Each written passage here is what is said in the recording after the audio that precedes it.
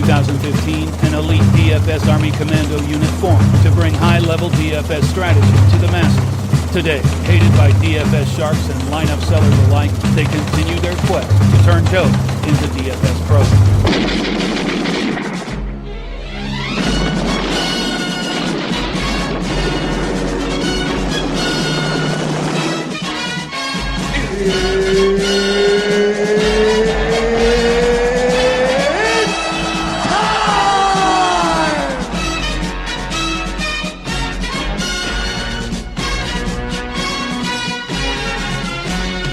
What is up, Army? This is Taco, and I am back with another edition of Taco's Fast 40 for the Southern 500 at Darlington. It is going to be a throwback weekend. All the cars are going to be in paint schemes based on old schemes from the mostly the late 70s and early 80s, and a few other cool throwback schemes paying tribute to some of the greatest racers in years past. 3 different drivers will be paying homage to Dale Earnhardt and his old number 3 car, but surprisingly, Dale Jr. is not one of those 3.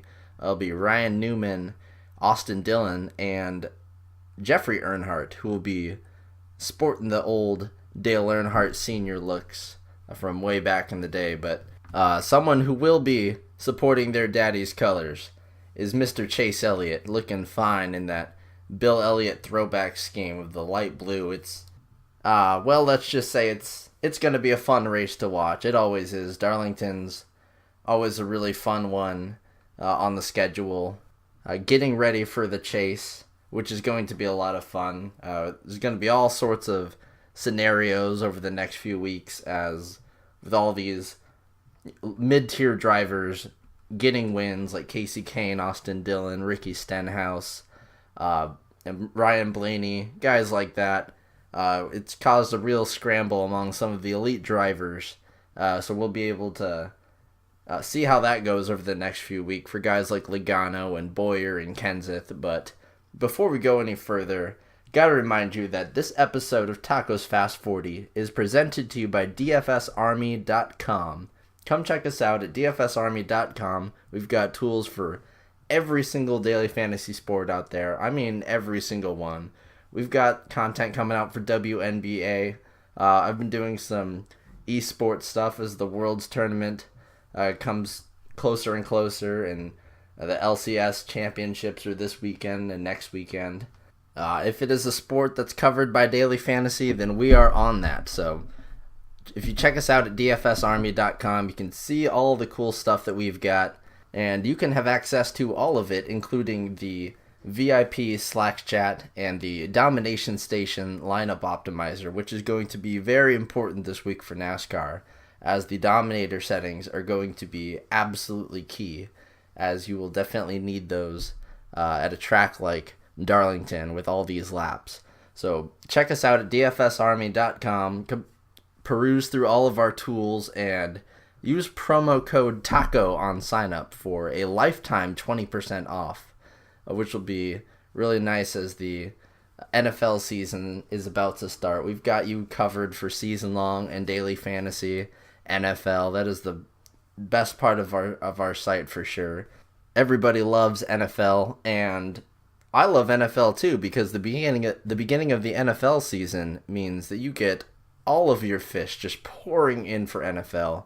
And in the week before, with all these, free contests and stuff, just bringing people in, people are going to see a NASCAR race, maybe try it out, especially with it being such a special race, the Southern 500. You can see it with all other daily fantasy sports too. You're just going to have a lot of newer players drawn in over the next couple of weeks, and it's going to be awesome.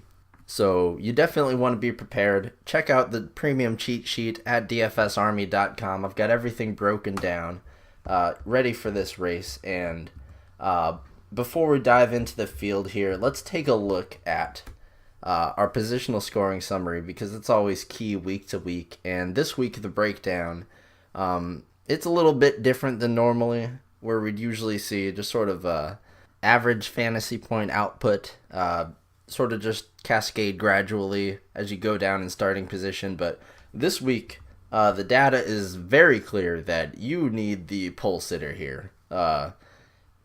Guys starting in the top 5 starting positions just outscore everybody by a mile. 53% of the time they hit 50 fantasy points. Compare that to guys starting 11th through 15th, and they only hit that mark 8% of the time. No one starting under 30 has hit that mark, so it's going to be absolutely essential that you get the guy that's going to lead 200 plus laps. We've seen it time and time again here. It usually goes the same every race. There's one huge lap leader that'll lead around 150 to 200 laps, and then someone else will come in towards the end of the race and win. And you really want to have those two guys. We've seen it over the last 2 years that we've had DraftKings for the Southern 500. Last year you saw Kevin Harvick lead over 200 laps off of the pole.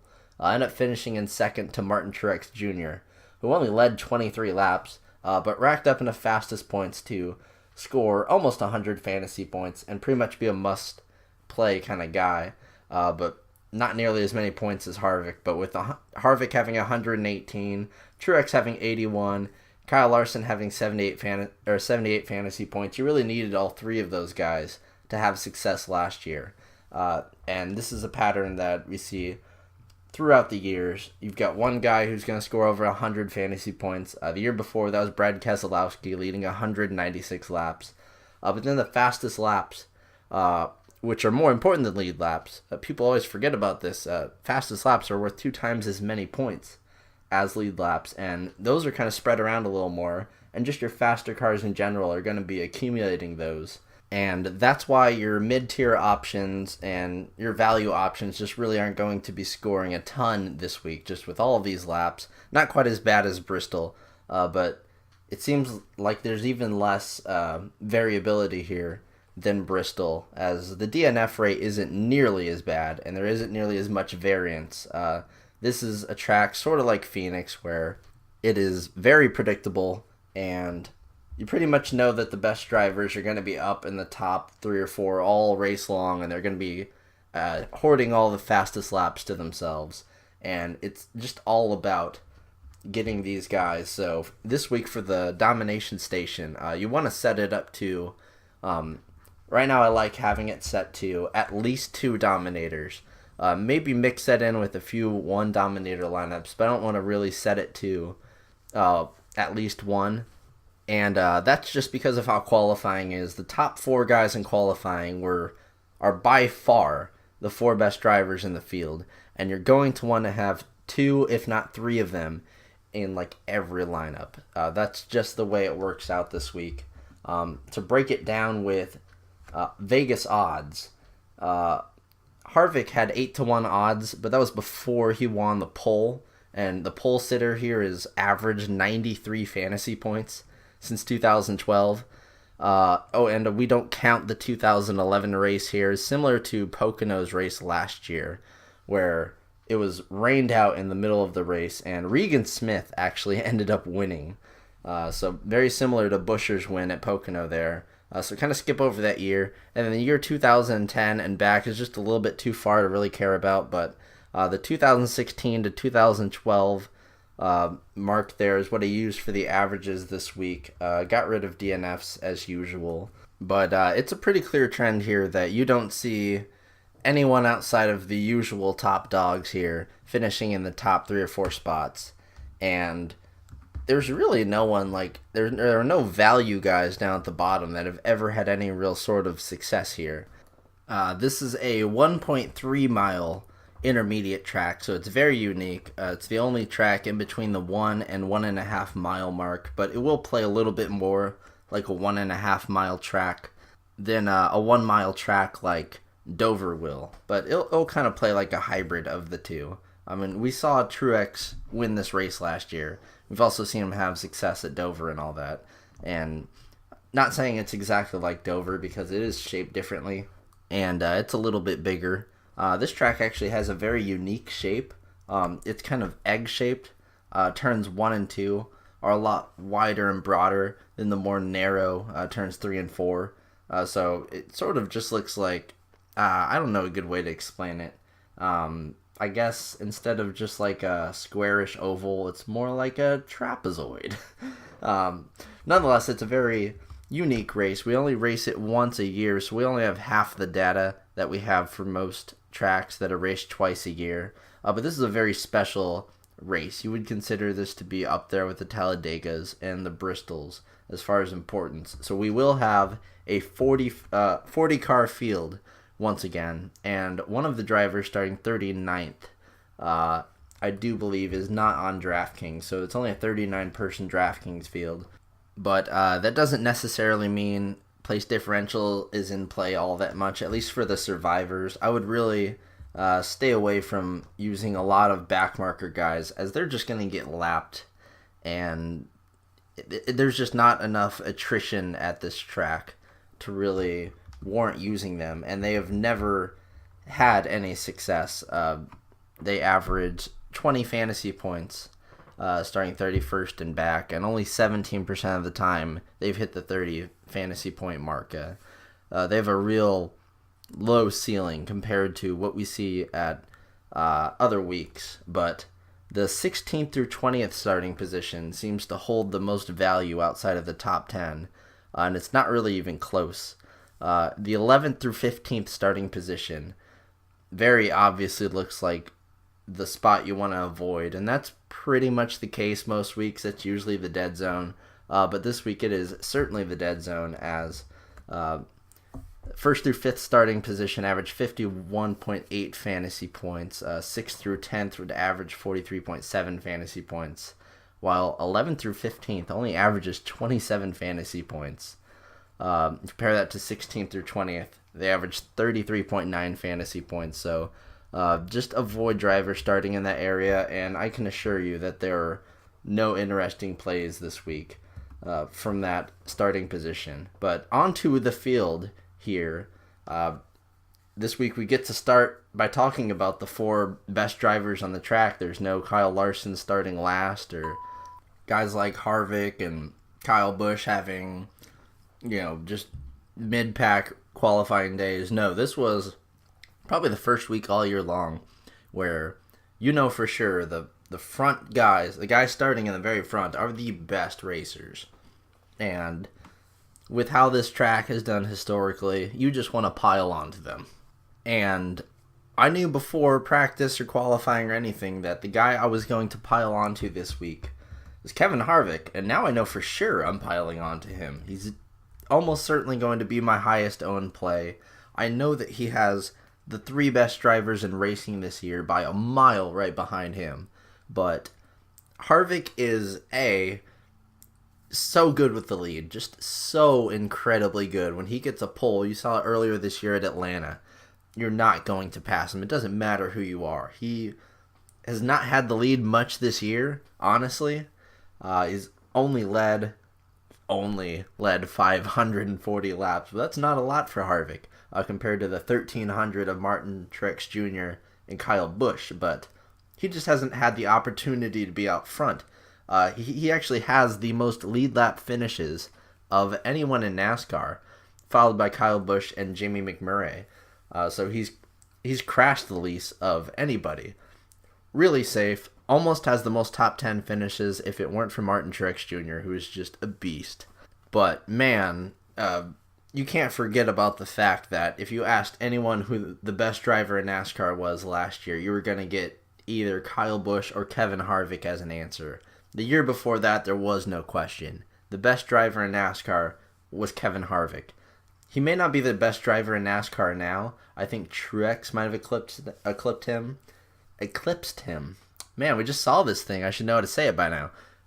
But Kyle Busch might also have eclipsed him with his championship and all that. But Kevin Harvick is still an elite driver. And when he has the pole, you don't bet against that. He's probably the safest guy with the pole outside of... I can't even think of any examples, honestly. Kevin Harvick is just the man with the pole.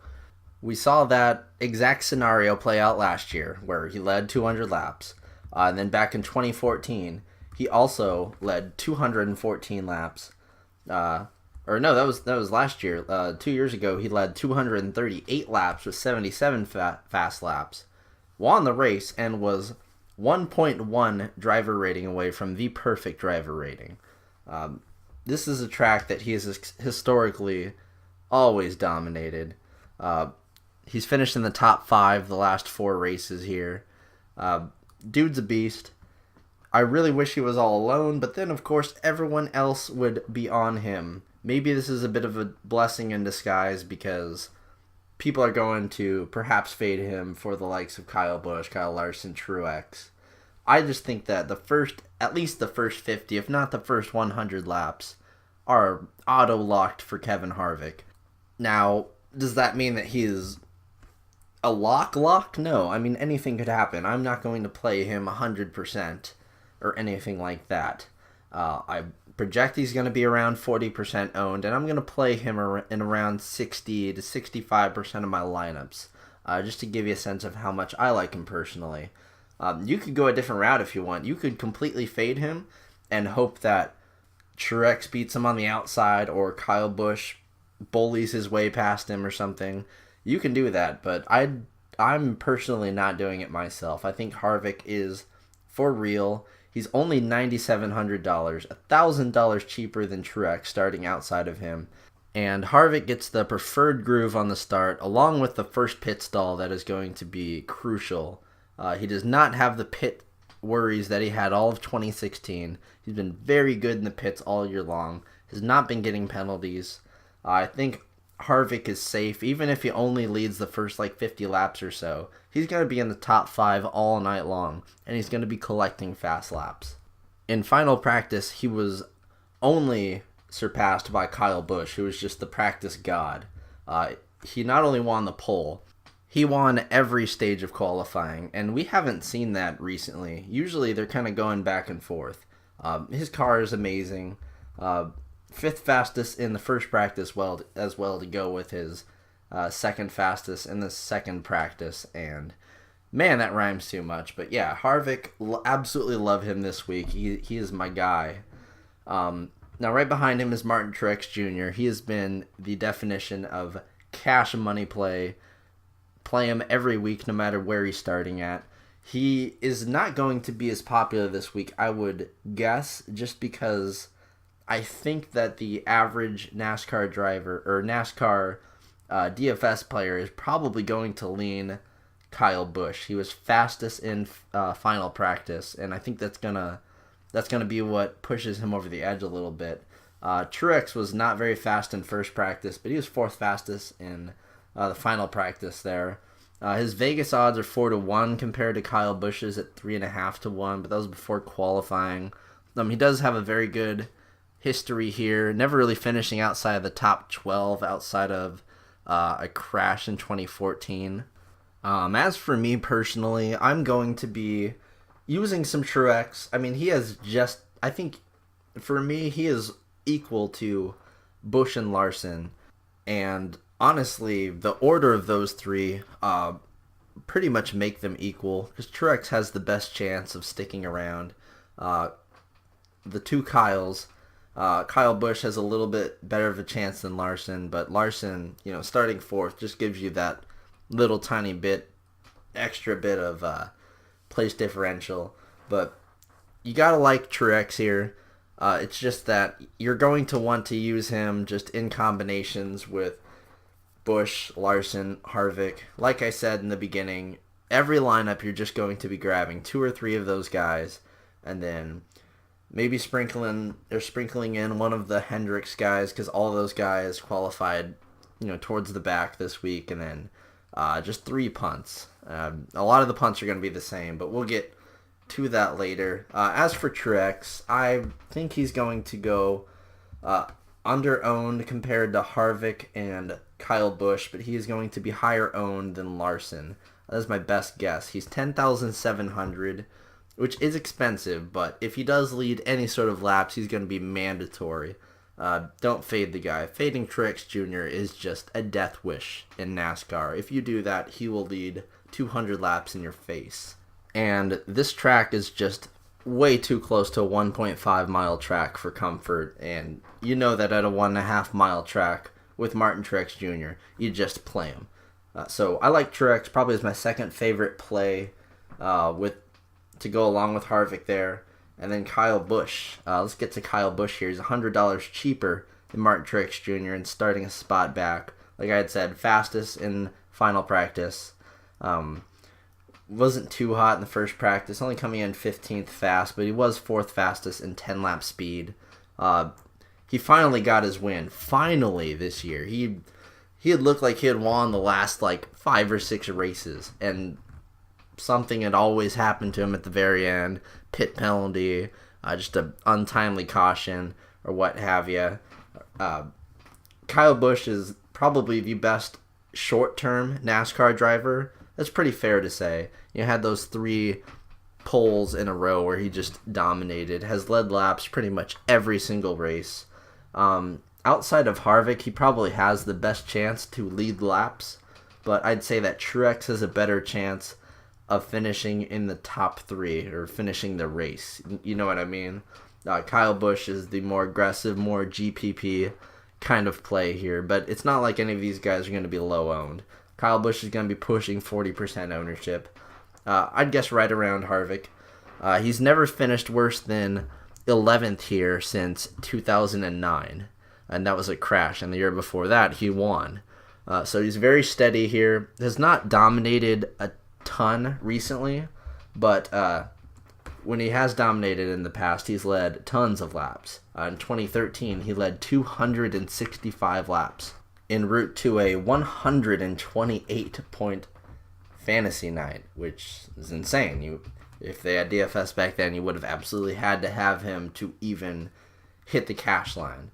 Like I said, you don't want to fade any of these top 4 guys because they're all going to be owned higher than the payout percentage in GPP, and if any of them are like a mandatory play that lead like 200 laps, without them you will not cash anything, nothing. You will make $0. So just be on these guys, have all sorts of hedging and mixtures to them, or pick your favorite combo and kind of go with that. But onto the 4th of these super studs here, Kyle Larson, who was fastest in first practice and second fastest in the 10-lap speeds, and then fastest in the 10-lap speeds of the second practice, but only 16th fastest in single lap. I'm not really concerned about that. Larson is awesome. He's turned it on this year. Has never finished outside of the top 10 at this track. Finished 3rd here last year, and looked really good. Didn't lead many laps, only 45 lead laps, but that was in his 2nd year of NASCAR. He's still a very, very young driver, so the fact that he was even able to lead at such an important race is really nice, and he led the field in quality passes with 52 quality passes. And remember, a quality pass is any pass made while in the top 15. So that was just an indicator that he had tons of speed. He's had speed all season long, especially at tracks he's been historically good at, and this is definitely one of those tracks. Larson, he could very easily just race around these people because sometimes he just has the car. But if these super stud drivers all have the best car, or if they all have a good car, he's probably not going to have a faster car than the likes of Truex or Kyle Busch. Maybe Harvick, though. I think Larson's ceiling might be a little bit higher than Harvick. It's just all of Harvick's value comes from him being almost assured to lead the first 100 laps. Now Larson, definitely a GPP play. If you're playing cash, I'd probably roll Truex and Harvick together, or Truex, Harvick, Kyle Busch. Larson is just going to get into more trouble in general. He's the youngest of these studs, and he's very aggressive. He's always been very aggressive, and it's worked very well for him, and it's worked very well against him. Just know that he has a very high ceiling, but also a lower floor than some of these other guys, and that's the way to attack it. He is a little bit cheaper than Busch and Truex at $10,300. A pretty fair price for him.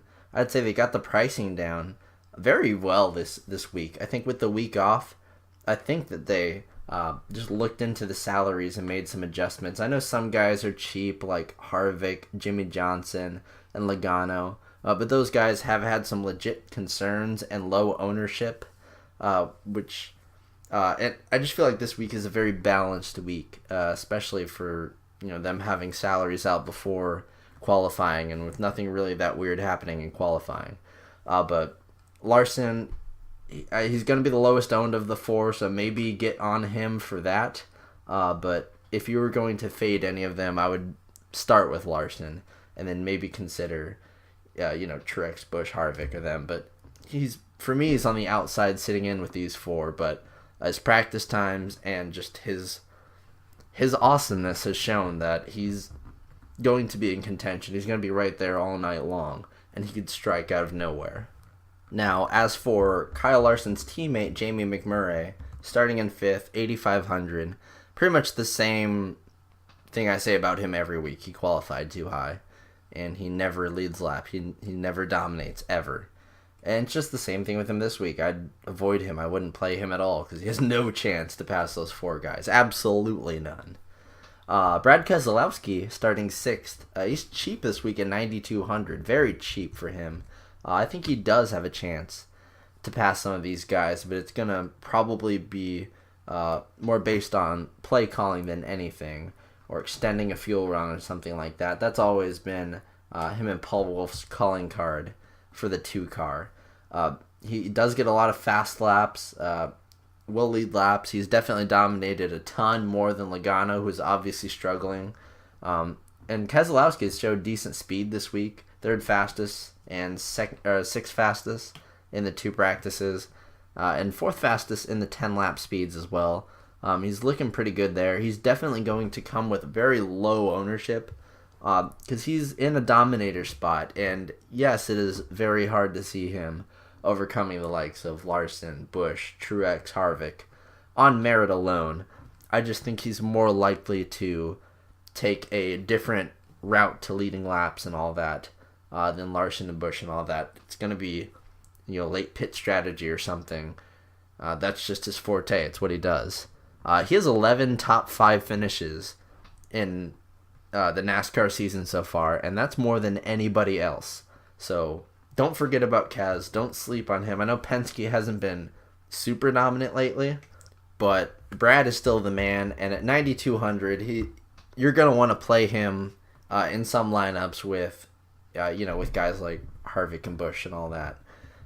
He makes for a solid 3rd option if you want to go a little bit cheaper and try to get into more of these $8,000 and $7,000 guys, because just most people are going to want to take like 3 $10,000 guys and then go to, or like 2 of them and Harvick, and then go to like 3 $6,000 guys just because that's where the value's at. If you want to get low ownership this week, though, if you think that is the move, which it likely is, then you're going to want to work in guys like Keselowski so you can afford the Casey Canes and Ricky Stenhouse, Trevor Baynes of this week that are just not possible when you go 3 super studs.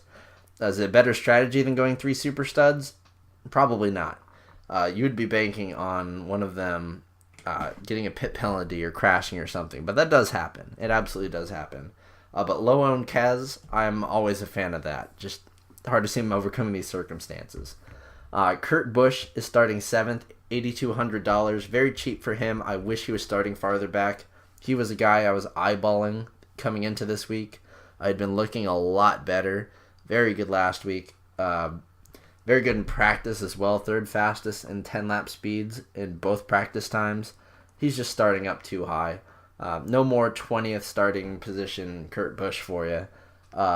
It had been nice because he never gets high ownership, but now he definitely won't get any sort of high ownership. Starting in 7th position, there's just no upside for him. Joey Logano is kind of in the same tier as Kurt Busch nowadays, which is bizarre. I mean, a couple of years ago, he was in contention to win the championship before Kenseth just decided to take him out. But this is a guy who won 3 races in a row in the playoffs just 2 years ago, and this year he looks just like a middle of the pack guy. His practice speeds were 23rd and 24th fastest. which is just crazy because his own teammate Keselowski, that he's always so similar to week, he's in the top 3 of practice speeds. And Logano, there's just something off with him. Keselowski's Vegas odds are 9-1. Joey Logano's are 20-1. That's getting absurd for him. For a guy that wins as often as Logano, it's just that something is seriously off with him. Ever since they had that win taken back with the failed inspection, they've looked absolutely miserable. Just so bad. So I would avoid him just based on the circumstances. It's hard to pass such a cheap Joey Logano. $8,600 is so cheap, but you just can't play him this week. He has to show something first, and he's obviously not showing it right now. Next, we have Denny Hamlin, who is a guy that I was targeting before qualifying and all that, and I honestly thought he was going to take the pole. He was dominant in Xfinity qualifying. They had that right before Cup qualifying. Hamlin took the pole. This is one of his best tracks. In the last 7 years, he has not finished outside of the top 4, all but twice. Once of them being that rained out race where he still finished 6th. Then in 2014, he finished 19th. But outside of that, he's been a lock in the top 4. Pretty much every single year it's been raced here. Won in 2010, and his practice speeds are up there with Larson and Kyle Busch as the best for this week. He was the fastest in 10-lap speeds initially, and then in final practice he was 5th fastest. He was also 5th fastest in single speed in final practice, and second fastest in the first practice session. Like I had said, he was super dominant in Xfinity, and based on how he was practicing, I was ready to fade him for starting 3rd or 4th or whatever, but starting 9th, that's very viable. So I know he's 9,900, which is way more expensive than he has been, but he's rounding into some really good form. He has his win. He doesn't really have anything to lose. He can be aggressive out there. I can see Hamlin making some waves. Not going to be up there with the 4 big studs, but I'd say he's probably the first guy I look to outside of that group. His Vegas odds are 6.5-1 coming in, significantly better than his teammate Kenseth at 9-1, and his other teammate Suarez at 50-1. But he's a rookie and all that. Hamlin, I do like him. It's just going to be hard to fit him in, honestly. But it's sort of like Keselowski, where you would use him just to try to afford some other guys to add a little variance down below, because as we get down low, we'll see that there are a lot of people are going to be on the same value plays this week. That's for sure. Eric Jones, who was the super stud of last week, started on the pole, his first ever pole, and led over 250 laps at Bristol. Now, granted that this track is almost 3 times bigger than Bristol, and he's jumped up to 8,800, which is the most expensive that he has ever been. But he's sitting at 14-1 Vegas odds, so they see him as a legitimate threat now. He's no longer in the 30, 40-1, 50-1 era. He's really separated himself from Suarez.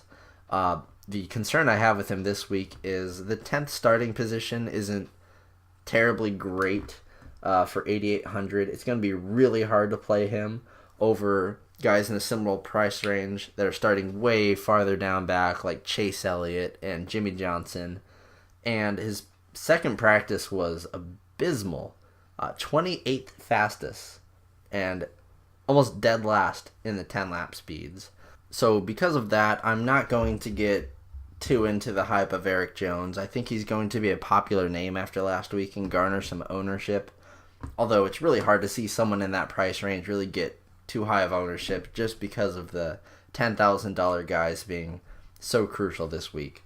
So Eric Jones, not a fan.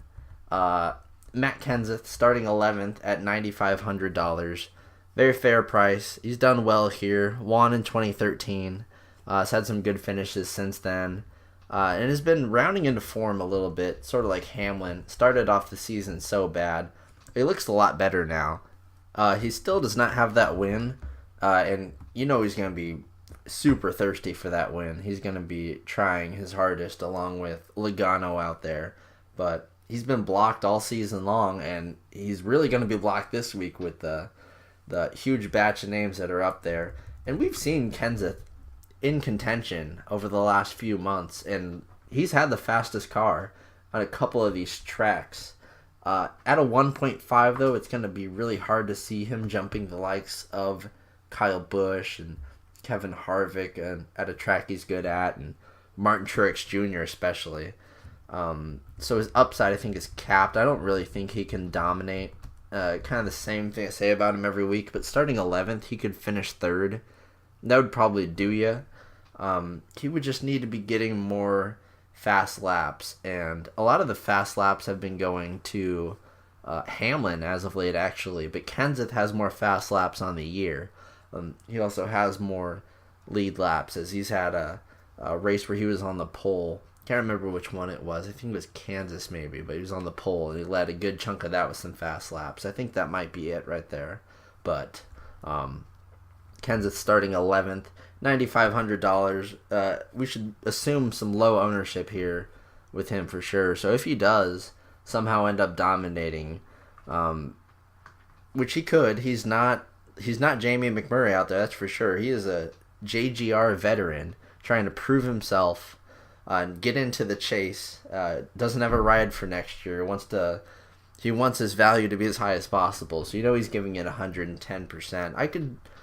I'm going to be playing him probably around like the field, which I imagine would be about 15%, just because I could definitely see him sneaking into must-play territory and being the guy that just ruins the slate for everybody. He won't ruin mine, but I'm not going to get too invested there. Ryan Blaney is someone who can ruin this for me because I'm not going to be using him. I'm using too many people already. He's $8,700, kind of the average price for him now. Not much track history here. I mean, 13th last year and crashed the year before that. He's all right in practice. 13th and 7th fastest, second fastest in 10-lap speeds in the final practice. But usually practice is a lot better than this.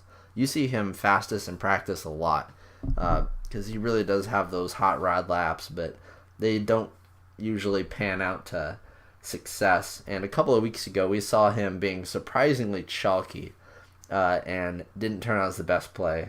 If he's going to get any sort of ownership, I am so off of him. I'm going in the other direction. And the same can be said about the next three guys.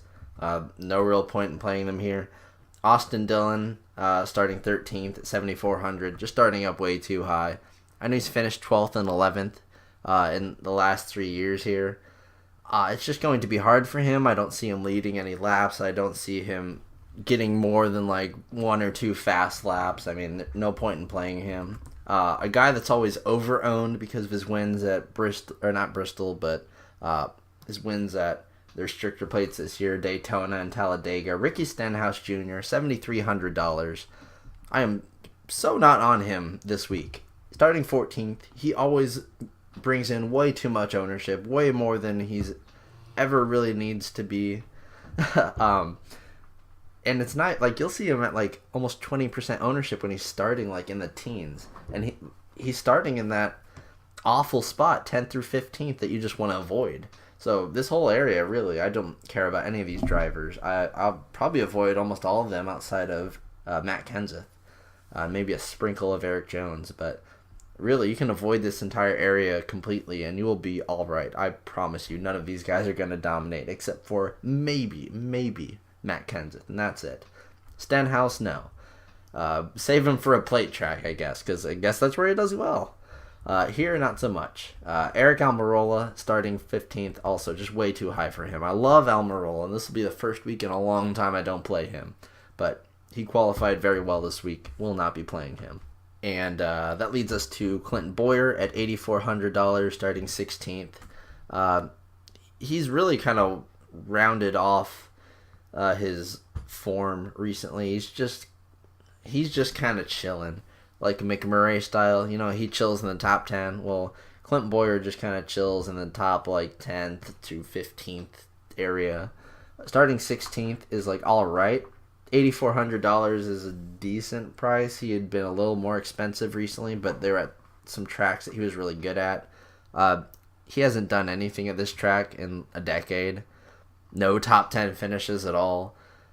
Just not interested in Boyer this week. The price range he's at is just going to be almost impossible to get a guy from. And if it's going to be anyone in this price range, I am much more interested in the next racer in line in the 17th starting position, Ryan Newman, the most expensive he's been all year, $8,100. I think the word is out that he's very good at this track.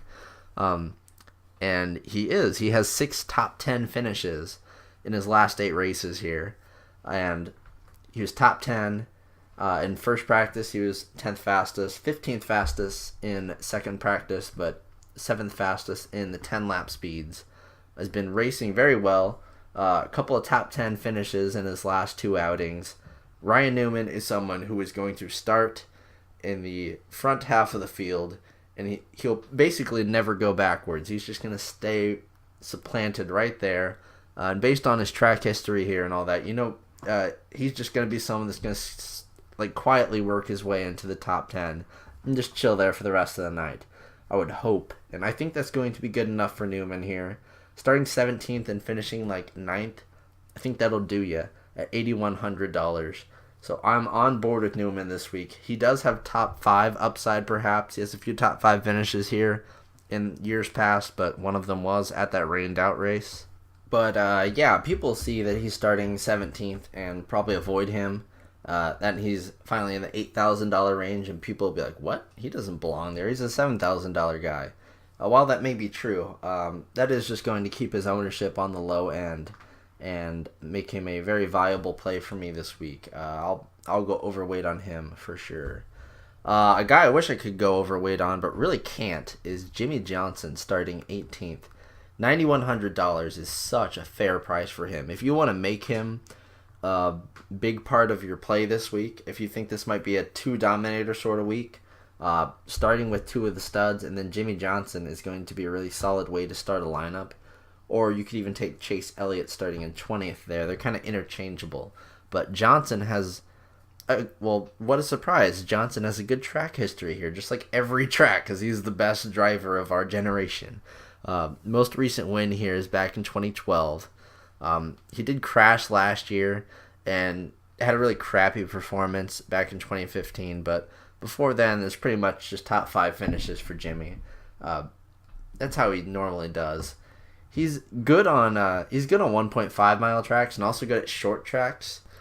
Okay, I'll just admit it. He's good at all the track types. So Jimmy Johnson, just someone that you're never going to be surprised if he's out there leading. You're never going to be surprised if he wins. He's won 3 races this year, and actually all 3 of his top 5 finishes this year are wins.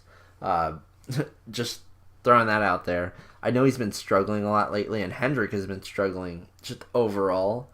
They all qualified here in this little range, but this range is where a lot of the value is. Like I had pointed out earlier, the 16th through 20th starting position, and that's why I like Johnson and Elliott. Just the same reason as everyone else too. It's just that they're too good to be starting so far back. And before I get into talking about my guy Elliott here, I will talk about Daniel Suarez, who just unfortunately lost his sponsorship with Subway, which is weird. He had been doing commercials with them, and I'd figure they'd been doing well. But, Suarez, I know it sucks to lose a sponsor. You can ask Larson. He just lost his Target sponsor, but to be fair, at least it's just not good to be a spokesman of Subway. They just don't have a very good reputation. So, not the biggest loss. You're going to find another sponsor that'll swoop in and definitely make you successful, because Suarez has a very bright future ahead of him. Not much to say about Suarez this week. Has no track history here. He's never raced here before. He's a rookie. He had been in better form maybe 2 months ago or so. He has shown flashes over the last few races and all, but he's definitely been outshone, whatever word I'm trying to say here, by Eric Jones and Blaney, Chase, Kyle Larson, a lot of the other younger guys. Suarez had started to get some real ownership in DraftKings, being in JGR equipment with them being so strong and all. But he's kind of been middling a little bit or falling back towards the end of races, and it kind of kills his place differential. That, and he had been qualifying too high. Now, starting 19th, he's going to be popular again this week. I think he breaks the 20% ownership mark at $7,800. He does make for a nice play. I just really prefer Casey Kane at $300 cheaper there with a much, much better, well, can't say better, but he has a track history here. He actually has one, and it's pretty good. And he's just been good for place differential, probably a little bit more so than Suarez. I just don't see Suarez. I don't see him running in the top 15 too much, just compared to a lot of the other guys. Comparing for value and stuff. If you want to go Suarez, you can. It's just going to be hard to get a $7,800 guy in your lineup. It's just like Newman. I'm trying to have more and more Newman as I'm making lineups, and it's just very difficult to hit this range because all of your value guys are going to kind of consolidate into the $6,000 range, maybe very low $7,000, because unless you punt, you're not going to be able to get a guy like Suarez with the studs unless you take like a Keselowski or Elliott or something like that. And even then, that's a little bit tricky. And you really don't want to have to punt this week. So Suarez, I don't hate him. I'm just not going to be using as much of him as I thought I would when I saw that he was starting 19th. Elliott starting 20th. I like Elliott. He's my favorite driver. He's doing a throwback to my real favorite driver, Bill Elliott. So I'll be using a lot of Elliott, more than I kind of wanted to, just to try and get overweight on the field. It might be hard to get overweight on the field because a lot of people are going to see he's starting 20th. And I think something about just the number 20 will lead more people to own him than if he were starting 19th. Sort of just like the number trick there. But people see he's starting in the 20s, and, he's like a top 10 driver, so this is going to be a popular play. He's very cheap at $9,300, at least compared to some of the, some recent races where he'd been upper 9,000s. It's a fair enough price. You are going to have to drop a stud for him, but if he finishes like top 5, he's going to be worth it, especially if there's only one major dominator or 2. If there are 3, you can't use Elliott, but there's no way to know how many there will be. Could be 3, could be 2, could only be 1, but I'd say chances are they're going to be 2, and play them with Elliott, and that could be a very strong way to start a lineup. I'm definitely going to make a lot like that. So, on to the second half of this field. I'm going to kind of hurry up here, kind of like I say in the middle of every one of these podcasts, because I always have too much to say and end up going very long here, but I've still got a wicked cough, caused me to miss the golf podcast, which I wanted to make this week. It's just been, just all week, just been coughing like crazy. I keep having to pause this podcast and just cough like crazy, so I'm going to just run through the rest of this field here. Paul Menard starting 21st, or first. I'm not Mike Tyson. Starting 21st, but Paul Menard starting 21st, and it's just too high for him. I liked Menard. He has been very good over the last several races. He started the season off bleh, but he's been doing better. I'm not going to avoid him. He's starting a little too high for my liking, but not high enough to where I wouldn't use any of him because I know he's going to be low owned and kind of sneaky.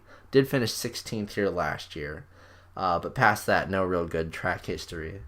And usually that's the reason I would play Menard, because he just has certain tracks he's good at. Dale Earnhardt Jr. is good track history here, but he is Dale Earnhardt Jr., and it is just very frustrating to deal with him. Starting 22nd, so you're going to have to own some of him. Can't avoid him this week, sorry. He's starting in too good of a spot, but it just feels like he has the best chance of anyone to just blow his engine on lap 1. It's happened several times this year. Only 13 lead lap finishes compared to like Harvick's 21. Really, any of the studs, or if you look at all of the studs and where they fit or how many lead lap finishes they have, Dale Earnhardt Jr. has by far the least. He has as many as Austin Dillon. Paul Menard and Casey Kane have more lead lap finishes than him. That's kind of sad. So he's right there with Ryan Blaney as just a guy who's just more likely to crash or have a problem than the rest of the field. Kind of like how Kurt Busch was in the beginning of the year. But if you were to tell me that nothing would happen to Dale Jr., I would play a lot of him. Because he's very good at this track, and the whole attitude of the race that this just has, and how good Dale Earnhardt Sr. was at this track. Man, you would really like Dale Earnhardt if it wasn't for the fact that just week to week he finds ways to screw you over. But 12th and 13th fastest in practice. If it weren't for the fact that it's Dale Jr., I would just be all over it. But man, only 4 top 10 finishes on the year. It's really hard to get behind that, Dale. You were just so obviously struggling. Casey Kane is who I like out of Hendrick this week of the value guys there. He's $100 cheaper than Dale Earnhardt Jr., which I never would have guessed would happen. Might get inflated a little bit by the win and all, but he was 6th and 9th fastest in practice. Car's smoking hot right now. I don't know how he qualified so low. I made the second round of qualifying, then just didn't do anything.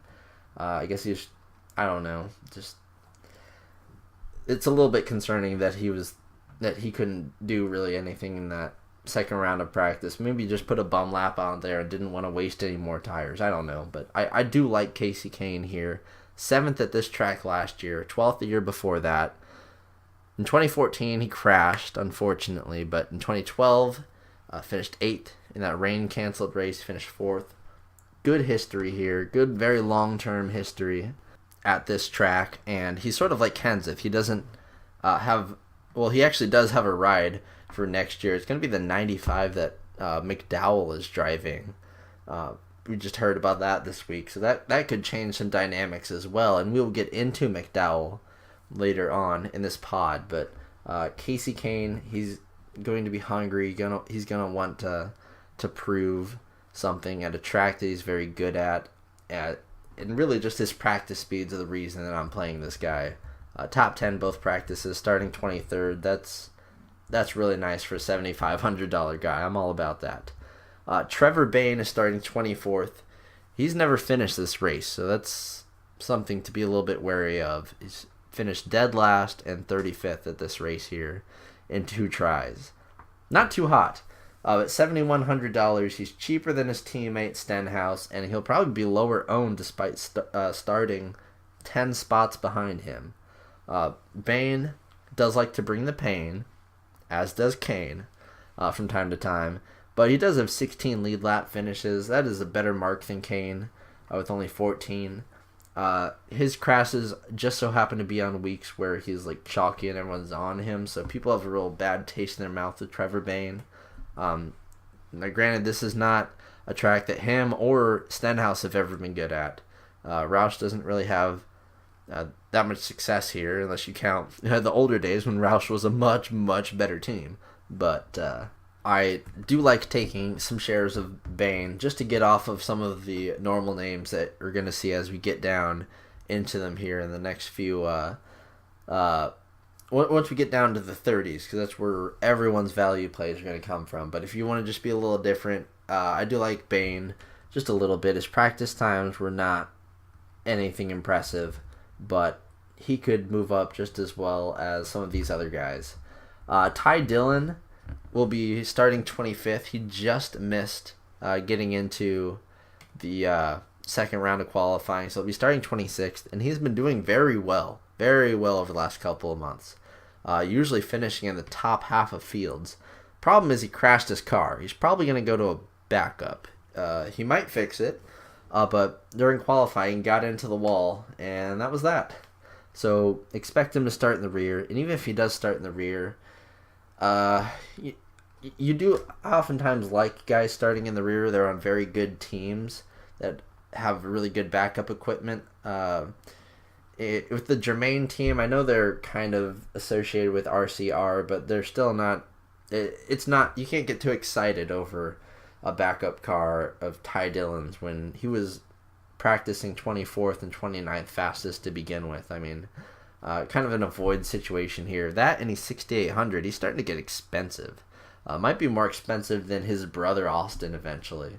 That's just the way things are going.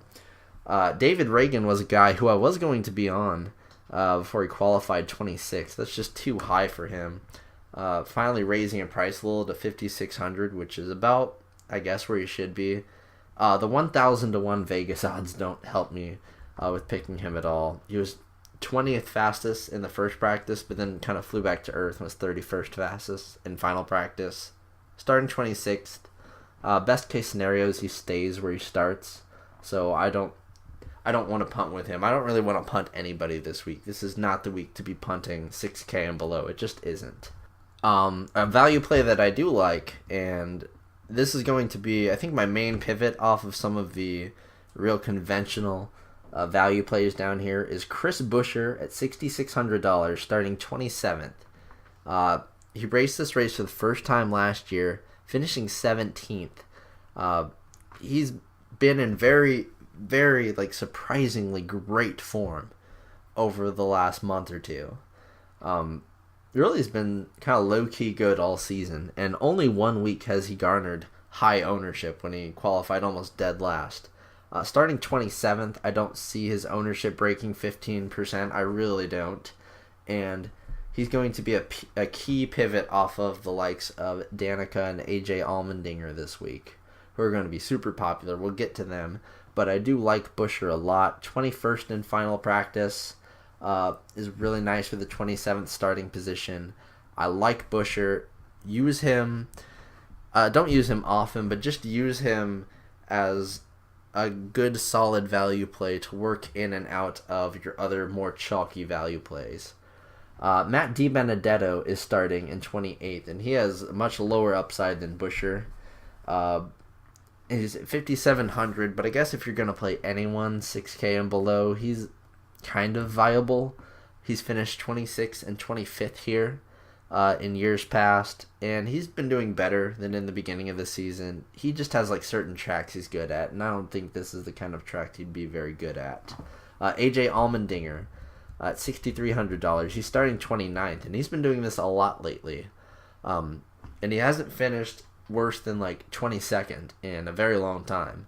So you kind of can chalk him up for 7 place differential. And at $6,300, it's very cheap for him.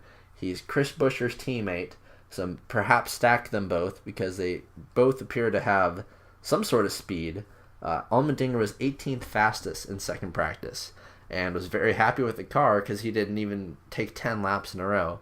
Just kind of parked it and was happy with it. Didn't qualify well, but he never does unless it's a specialty Allmendinger track. But yeah, if anyone's starting 30th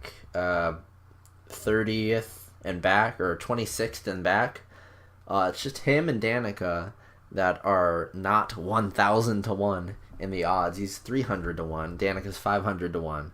So those two are just obviously a standout plays here. Starting 29th, you can pretty much lock him into some place differential. Last 3 years here, he's finished 23rd twice and finished 15th in 2014. So he's moving up. He's going to be popular, very popular, probably around 25% owned or so. And you probably want to own him a little more than that because he's just one of the puzzle pieces that makes your 3 stud lineups fit perfectly. And you could even use him with Danica and get 4 lower tier studs if you want to go that way. Just throwing that out there. Now, Michael McDowell, $6,100, starting 30th. He had been qualifying upper 20s, if not in the teens, every week. This is the first time that I can even remember in recent memory where he is starting 30th or worse. Now, does that mean that we pile on to him? I mean, he never finishes worse than 25th, ever. We really should. And I would definitely ignore his track history here because just like his track history at every other track, it's going to be full of 40th place finishes. But that was back when he was on an absolute dumpster fire team. Levi Family Racing is definitely a step up from any team he's been on before. The problem is his ride ends at the end of this year. And we learned that this week with Casey Kane taking over the 95 for next year, and while that does give McDowell something to prove, I'm not 100% sure if they're going to kind of like wrap it up and not try as hard. And you can kind of see that his numbers are just not as good as we've seen from him in weeks past or at all this year. 32nd fastest in first practice, just really bad. 27th fastest in second practice wasn't as bad, but we're used to seeing him in like around like 20th, 22nd, around there. Now, he is a guy who is very, very good at staying on the lead lap, has 9 lead lap finishes. For a guy who barely ever makes it past 6K, that's like money. Everyone else has like 1, 2, or 3.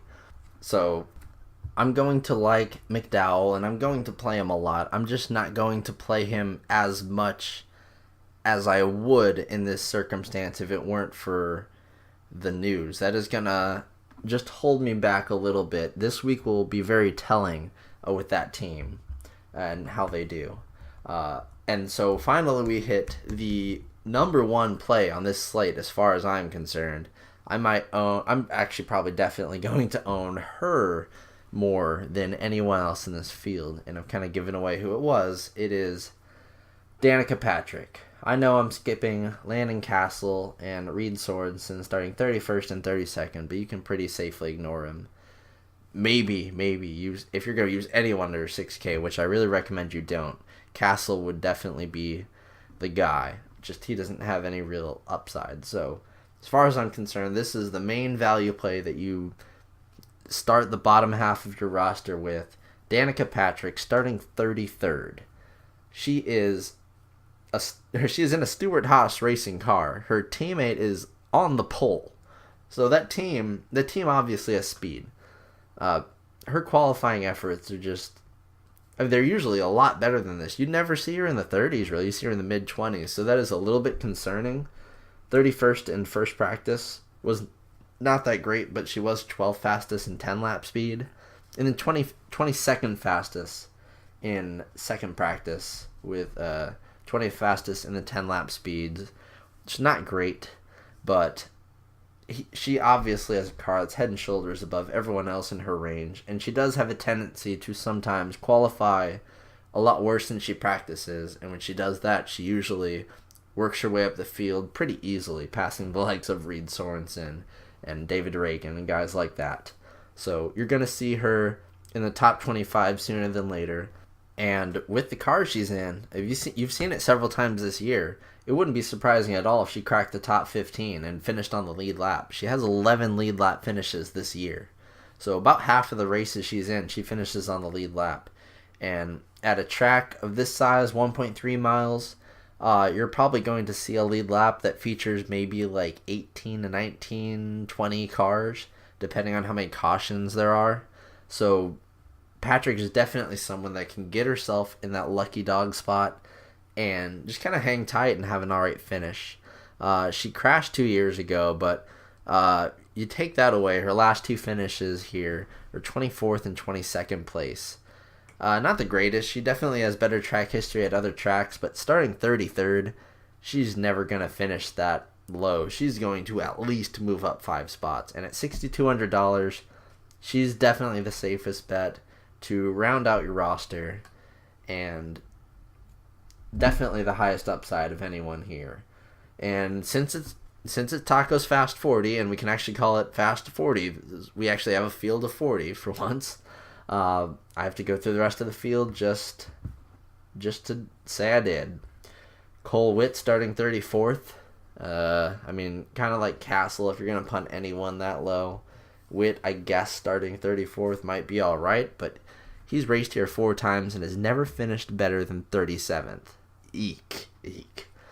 Corey LaJoy, this is like a quarter arcade play, but 32nd fastest in final practice, starting 35th, maybe moves up a little bit. The problem is that the BK Racing squad, the 23 and 83 car, they keep switching drivers. Every week they have a new driver in their cars. You'll see Galding was in the 23 car last week, and I think LaJoie was in the 83, and now they're switching. So it's really confusing. They're just, at this point, these backmarker teams are just messing around. LaJoie might be all right, but man, anyone beneath LaJoie, don't even think about touching. Gray Galding crashes a ton, and has one lead lap finish on the year, and he's raced considerably more than LaJoie. Earnhardt, Cope, and Long starting 37th, 38th, and 40th. Don't even touch them. They have zero lead lap finishes. Obviously, they're going to finish like 10 laps down. Carl Long is going to finish like 50 laps down. Cope will probably finish like 20 or 30 laps down, so don't even think about touching them. And yeah, that'll pretty much wrap it up. So make sure to get in to the free roll that's listed on the Slack chat. That's not listed on the main lobby on DraftKings, and I really want to win it really bad, so actually I probably shouldn't even be saying any of this, but I feel obligated to. If you join that free roll, the winner receives $1,200 in airfare credit, 2 grandstand tickets and VIP passes for the Chicagoland Speedway Chase race. And I live right by there. I wish they were giving me the $1,200 in cash, honestly, to go travel there, because honestly, I could just take the highway and one interstate and I'm there. Been to Chicago several times. I would love to make that trip again. I was considering going to that race anyway, so definitely make sure you get in on that contest. And they actually, also on top of that, they have a regular free roll. I think it's a $500 contest this week, so you can get a little bit of action in without spending anything. But we know you're gonna, and that's why we're going to help you here. And hopefully this is all good information. Should be a very fun race since there's no obvious chalk like you have sometimes, so you could definitely pick your own poison this week for sure. So whoever that may be, I'm going to leave it up to him. I'm not going to tell you 100% of the guys to play. I'm just going to strongly suggest people. I hope you guys have a good idea of the slate now and can make some killer lineups. Go mess with the domination station. Get in there and kind of customize it to yourself. Go through each driver and set the minimum maximum exposure just based on how you feel about them, and see what use that along with the domination or the dominator filter, or what is it? The dominator stacking rule there, and you should be able to come up with some very quality lines. And this is really, really a good week for mass multi-entry, just because there are so many different combinations of dominators up top that can do well. It's hard to know exactly which two, so if you just take all your favorite value plays and work them around different combinations of these studs, you're probably gonna have some success this week. Just based on, sometimes honestly you just need to put out normal lineups and not have anything really special about them, and just make money based on guys who will be starting people like Jamie McMurray or Austin Dillon. Those guys are going to get like 7-8% ownership, and they're just going to be losing lineups, and you really just use that to put yourself at a advantage from the get-go. Just don't play any stupid guys, and let the domination station do the rest, but just make sure that you're policing it and making sure that it does everything you need to. But yeah, I will see you guys next week. I'm going to go to bed, man. I'm tired of coughing like crazy. So I will see you guys later. Have a good week. Win all the money tomorrow at 6 p.m. See ya. Thank you for listening to the DFS Army podcast. Join the DFS Army today and gain access to our private Slack chat, where you can chat with real DFS pros and coaches, as well as other DFS Army members with winning track records. Also included in your membership is access to our premium articles, DFS Army weighted projections for every sport we offer, from NFL to MMA. Weekly player picks and cheat sheets, the strategy vault of timeless concepts, and the DFS Army Domination Station, a truly state-of-the-art lineup optimizer, offering your personal projections or ours. The DFS Army membership is the best value across the industry. Join today and get 2 free ebooks, as well as the secrets to unlocking a new level to your game.